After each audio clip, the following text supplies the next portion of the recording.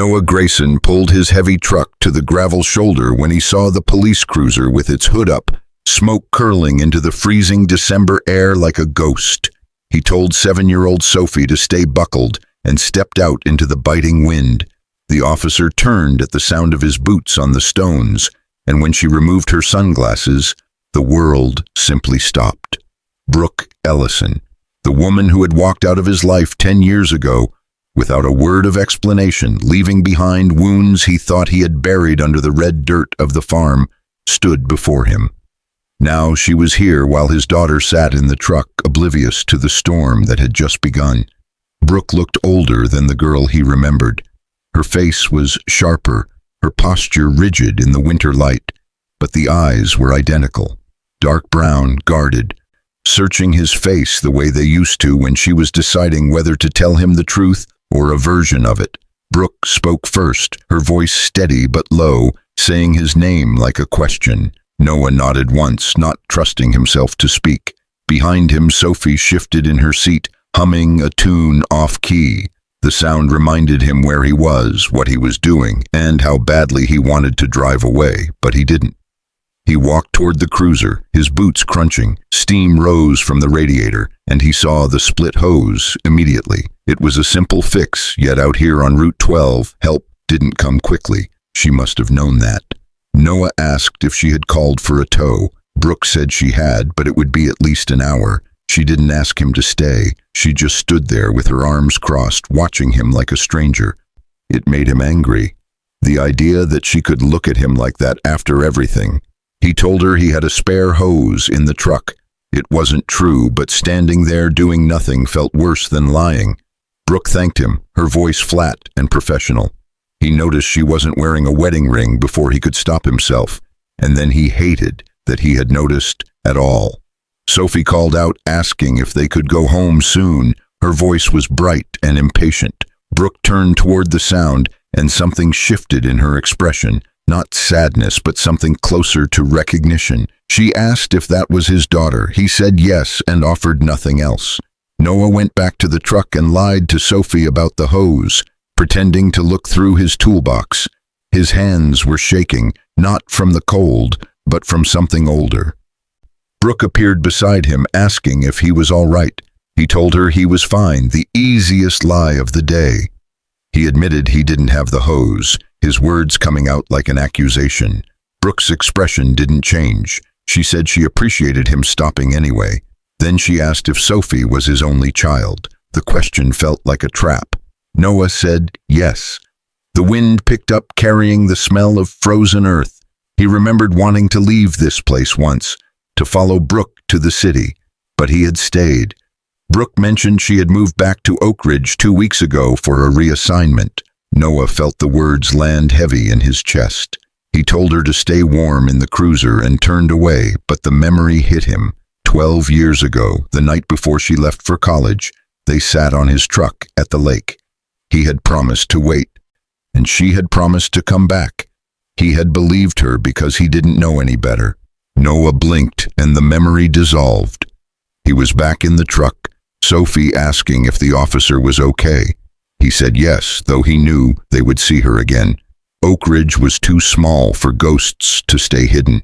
He drove toward the farm, fields stretching bare under a gray sky. Noah lived for the farm. The work was hard but predictable. But now Brooke was back, and the foundation of his life felt cracked. Inside the house, his Aunt Margaret, who had raised him, looked at him with knowing eyes. She knew who Brooke was. She knew the history. Noah tried to ignore it, but the balance had tipped. 3 days later, he saw her at the farmer's market. Sophie chatted with her, open and trusting, while Noah stood frozen. Brooke smiled at the girl, a smile that looked almost real. Noah hurried Sophie away, seeking the safety of distance, but distance was an illusion. The following Tuesday, Brooke's cruiser pulled into his driveway. She reported livestock thefts in the area, a professional visit, but she lingered. She asked if he ever thought about leaving. Noah said no. Brooke looked at him for a long moment and said she was glad one of them had figured that out.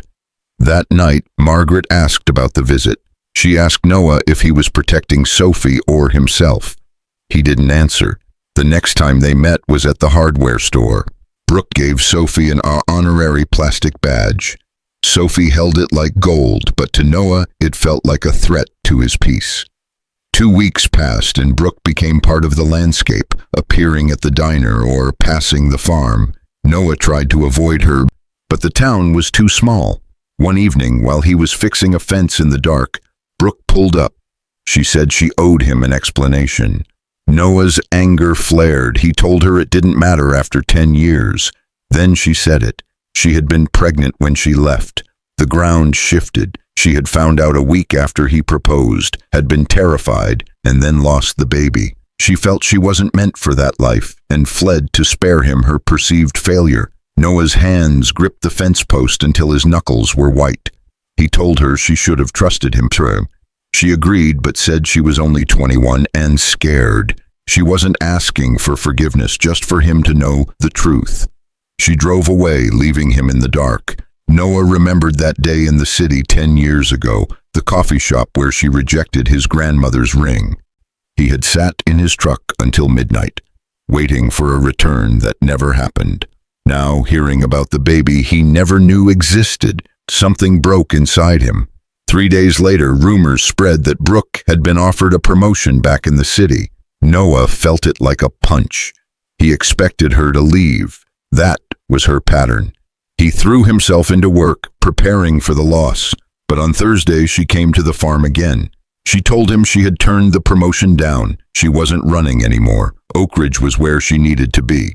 Noah told her she was making a mistake, but Brooke was firm. She wasn't asking for permission. She was staying.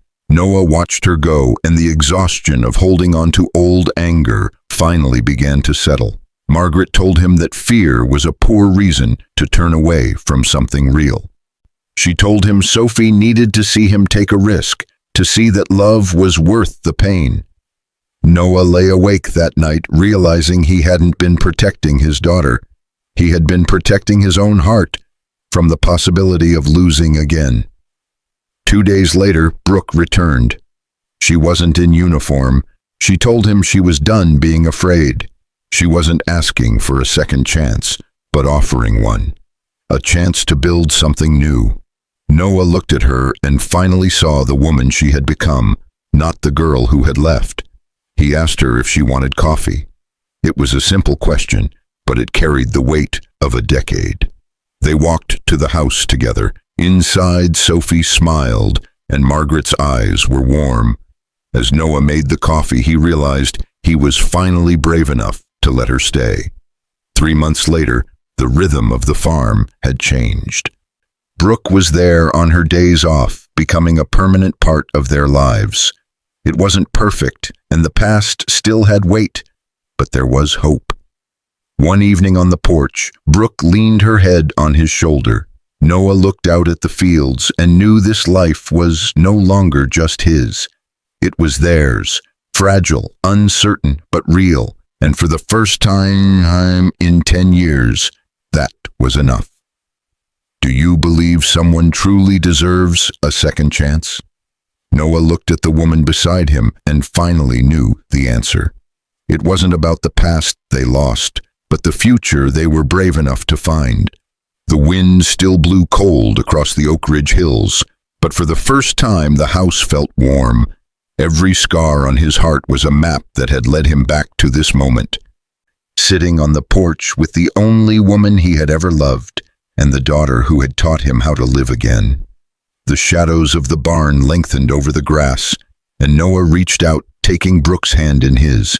Her skin was warm, a stark contrast to the winter air. They didn't need words to bridge the gap anymore. The silence was no longer a wall, it was a sanctuary. He thought of the ring still tucked away in the back of his dresser, and for the first time, the weight of it didn't feel like a burden. It felt like a promise waiting to be kept. Sophie's laughter echoed from inside the house, a bright silver sound that chased away the last of the ghosts. Noah closed his eyes and breathed in the scent of the earth and the woman beside him. The journey had been long, marked by silence and sorrow. But as the first stars began to pierce the twilight, he realized that some things are only beautiful because they survived the winter. Brooke squeezed his hand, and he squeezed back, a silent oath that this time no one was running. The road ahead was unmapped, and the ghosts of 10 years ago would always linger in the corners of the town, but they weren't walking alone. As the moon rose over the north pasture, Noah Grayson finally let go of the man he used to be, embracing the man he was becoming. A man who knew that the hardest work wasn't the farm or the fences, but the slow, steady act of opening a heart that had been closed for too long. He looked at Brooke, her profile silhouetted against the rising moon, and he saw the truth of their lives written in the lines of her face. They were survivors. They were parents. They were a story that wasn't finished yet. And as the cold December night settled over Oak Ridge, Noah knew that they had finally come home. The porch light flickered on, casting a golden glow over them, and he realized that the storm hadn't destroyed his life. It had only cleared the way for a new one to grow. He leaned in, his forehead resting against hers, and for the first time in a decade, the world didn't stop. It began. The sounds of the farm, the distant lowing of the cattle, the rustle of the wind in the bare trees, all felt like a symphony of the life they were reclaiming. There would be hard days, moments where the old wounds twinged like a coming rain, but they had the strength of the land beneath them and the truth between them. Brooke whispered his name, not as a question this time, but as a destination. Noah pulled her closer, the cold wind forgotten in the heat of a second chance. They had been lost in the woods for 10 years, but tonight the path was clear. Under the vast, star-swept sky of the valley, the broken pieces of two lives were being forged into something stronger than they had ever been apart. It was a quiet victory, one not with grand gestures, but with the simple courage to stay. And as the lights of the house spilled out onto the gravel where they had first met again, Noah Grayson finally understood that love isn't the absence of pain, but the decision to face it together. He was no longer a man waiting for the end of the story.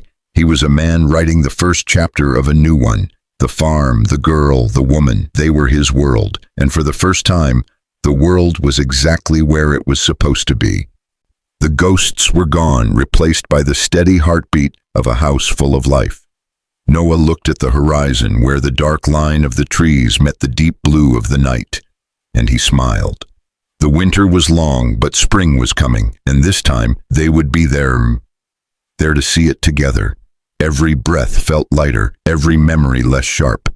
The redemption wasn't in the explanation, but in the presence, in the way Brooke didn't look away when things got quiet, in the way Sophie called her name, in the way Margaret set a third plate at the table without being asked.